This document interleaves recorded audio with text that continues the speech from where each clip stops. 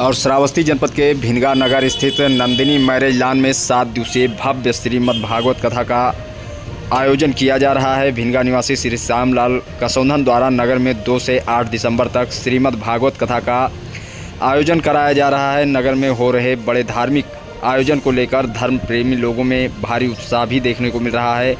कथावाचक के रूप में श्री रविशंकर महाराज जी ऋषि भूमि ऋषिया के मुखारबिंद से श्रीमद् भागवत कथा श्रवण का लाभ जनमानस को प्राप्त होगा।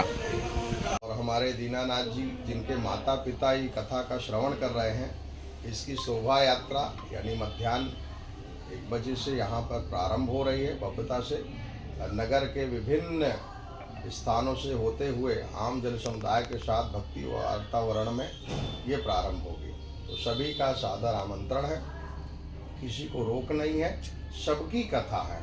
आप लोगों ने बड़ा दिव्य आयोजन किया है, तो पूरे नगरवासी क्षेत्रवासियों का पूरे कार्यक्रम में सादर आमंत्रण है। बहुत बहुत सारा श्रावस्ती में मध्य प्रदेश कटनी से ये हमारी गुरु परंपरा है और फिर ऋषि भूमि ऋषिया से एक प्रकार से प्रारंभ हुई।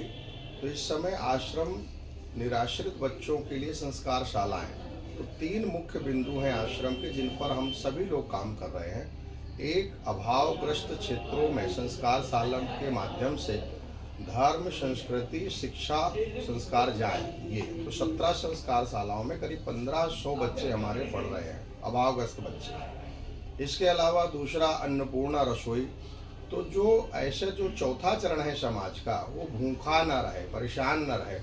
8 जगह अन्नपूर्णा रसोई प्रारंभ है, जिसमें लखनऊ, अयोध्या, आपका बलरामपुर, गोंडा, बहराइच, नानपारा इत्यादि स्थान।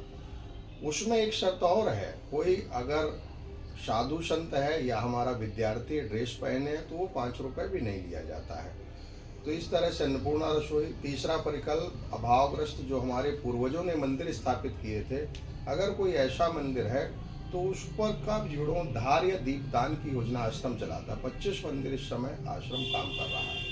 सीमावर्ती क्षेत्र, चूँकि श्रावस्ती भी सीमावर्ती क्षेत्र में भारत में आता है, तो सीमावर्ती क्षेत्रों में जो जिस तरह की गतिविधियां चल रही हैं, हम कैसे अंकुश लगाएं और हमारी संस्कृति का प्रचार प्रसार हो, इस पर आश्रम लगातार काम करने का प्रयास कर रहा है। एक सवाल और, कृष्ण जैसा कि बताया गया, और आज बड़ी प्रसन्नता है कि श्रावस्ती जो आज से नहीं अनादिकाल से हमारे भारत का एक आध्यात्मिक केंद्र रहा है।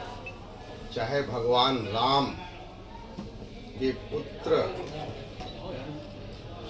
का एक क्षेत्र रहा हो और चाहे गौतम बुद्ध का क्षेत्र रहा हो, आज इस स्थान पर हमारे बगल में श्री दीनानाथ जी हैं और आपके परिवार की कथा, आप सबके सहयोग से श्रीमद् भागवत कथा प्रारंभ हो रही है, जिसका उद्देश्य थी तो ये कथा और ये व्यक्तिगत भी करा सकते थे, लेकिन इन्होंने इसके साथ धार्मिक चेतना हमारे पूरे क्षेत्र में कैसे जाए, इस पर कार्य प्रारंभ किया है।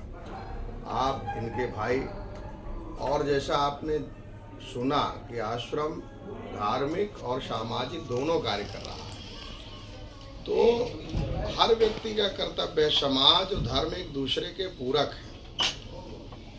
स्वस्थ समाज रहे और एक अच्छा धर्म माने, कर्तव्य का बोध होना, तो समाज ये जाने कि मेरा कर्तव्य भी क्या है। अधिकतर जब आप लोग सुनते होंगे, खासकर जब मीडिया की डिबेट होती, तो कई लोग ऐसा कहते हैं कि हमारा ये अधिकार है, अधिकार है, अधिकार है। अधिकार तो है, लेकिन कर्तव्य क्या है? तो इसका बोध कौन कराएगा? इसका बोध धर्म कराता है।